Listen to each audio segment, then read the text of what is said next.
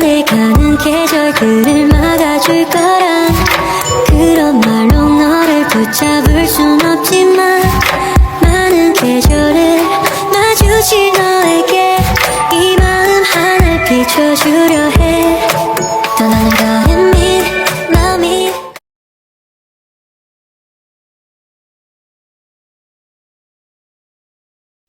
Baik, bismillahirrahmanirrahim. Assalamualaikum warahmatullahi wabarakatuh.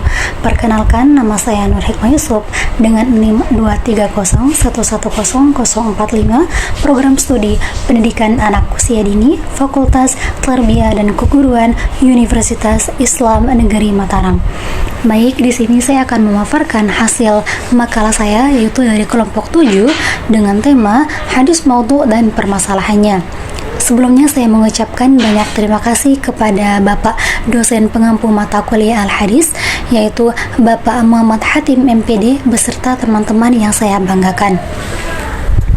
Langsung saja saya akan memaparkan pengertian dari hadis maudhu. Kata maudhu berasal dari kata isim maf'ul yang artinya wada'a yadhi'u wada'a dalam kamus besar, yang artinya la saqatah, meletakkan ataupun menyimpang, di mana para ahli hadis mendefinisikan bahwa hadis dibuat oleh orang-orang pendusta kemudian dikemukakan kepada hadis Nabi Muhammad SAW.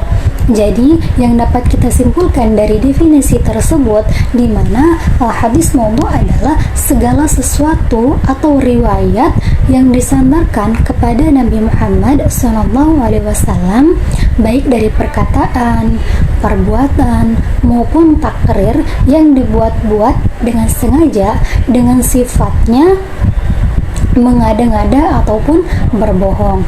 Namun hadis semacam ini tentulah tidak benar dan tidak dapat diterima, kecuali sebab sesungguhnya bukan hadis. Tindakan demikian adalah pendustaan terhadap Nabi Muhammad SAW, di mana pelakunya diancam neraka. Nah, hadis tersebut haram untuk disampaikan kepada masyarakat kecuali adanya contoh untuk memberikan penjelasan bahwa hadis tersebut adalah hadis maudhu atau hadis palsu. Selanjutnya, sejarah munculnya hadis maudhu.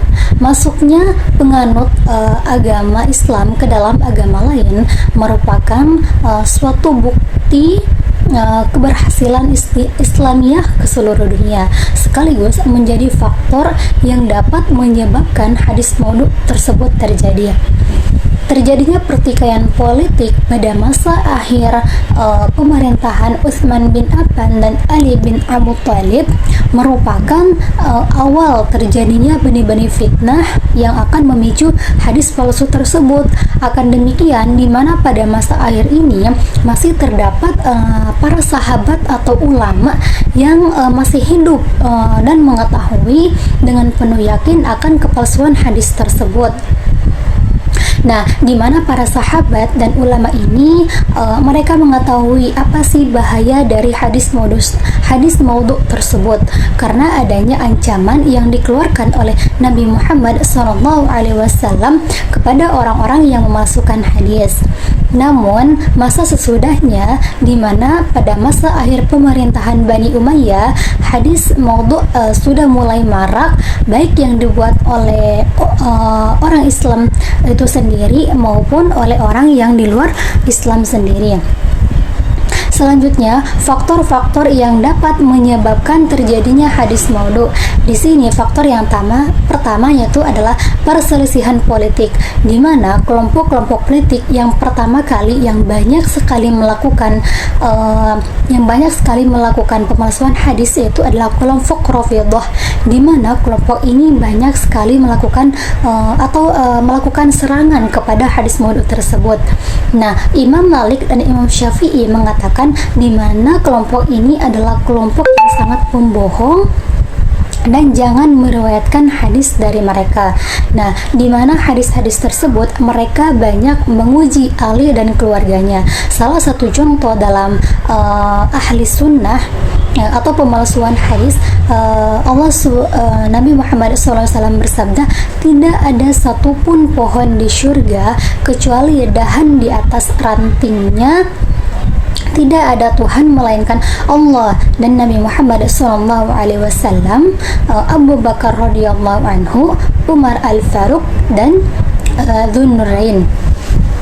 Selanjutnya faktor kedua adalah kebencian terhadap Islam. Nah, kelompok-kelompok yang membenci Islam di mana mereka mengambil kesempatan dalam di tengah pertikaian politik untuk memasukkan hadis di mana dengan tujuan untuk menghancurkan dasar-dasar Islam, di mana disebut dengan kaum zindik. Nah, tokoh-tokoh di antara kaum zindik antara lain yang pertama adalah Abdullah bin Sa'id As-Sani, Abdul Karim bin Abi Aujah, dan Sam'an bin Al-Mahdi. Selanjutnya faktor yang ketiga adalah mencari ketenaran, dalam artian mereka mengeluarkan hadis-hadis yang tidak benar dan tidak ada pada syekh, sehingga para perawi mulai mengambil dari sanad mereka. Tokohnya adalah Ad-Dahiyah Hamad An-Nasidi. Nah, faktor selanjutnya ada faktor fanatisme ras, kabilah, bahasa, negeri, dan iman. Dan masih banyak lagi. Selanjutnya, ciri-ciri hadis maudhu. Ciri-ciri hadis maudhu yang berkaitan dengan rawi dan sanad, dan ciri-ciri hadis maudhu yang berkaitan dengan matan. Adapun ciri hadis maudhu yang berkaitan dengan rawi ataupun sanad, di antaranya yang pertama, di mana periwayatnya dianggap sebagai atau dikenal sebagai pendusta, tidak ada pada jalur orang lain dalam meriwayatkan atau tasikoh meriwayatkan hadis tersebut. Kedua, di mana periwayatnya mengakui mereka diri sendiri dalam memasukkan hadis. Yang ketiga, di mana ditemukannya indikasi yang semakna dengan perumpamaan orang yang memasukkan hadis. Selanjutnya, ciri yang berkaitan dengan matan. Di antaranya yang pertama adalah adanya kerancunan redaksi atau kerusakan pada maknanya. Yang kedua, berkaitan dengan kerusakan makna. Yang ketiga, setelah diadakannya penelitian di mana para ahli hadis tidak menemukan perawi-perawi pada hadis dan tidak terdapat pula pada kitab-kitab hadis. Selanjutnya, perkataan hadis tidak diketahui dari sumbernya. Dan yang terakhir, Al-Quran hadis bertentangan dengan Al-Quran yang pasti.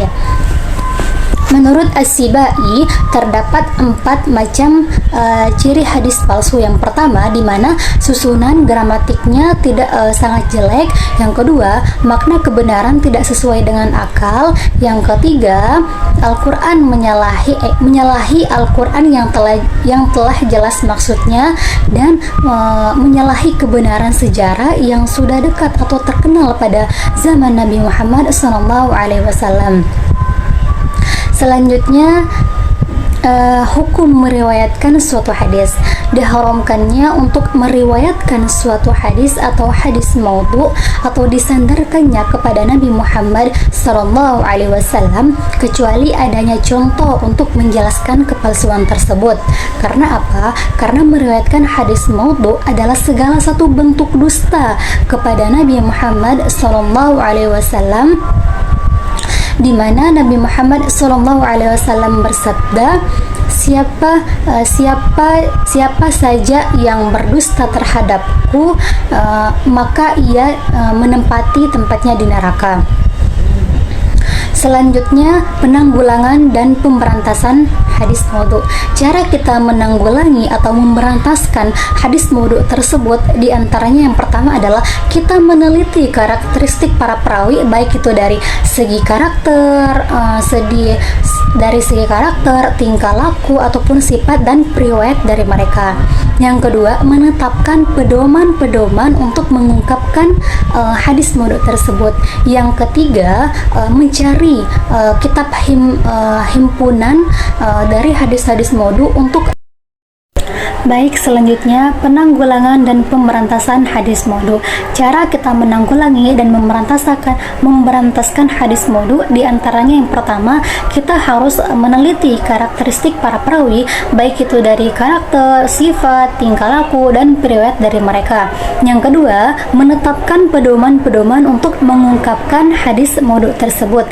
Yang ketiga, mencari kitab himpunan tentang hadis-hadis maudhu untuk memberi kebenaran dan peringatan kepada masyarakat agar mereka mengetahui keberadaan hadis maudhu tersebut.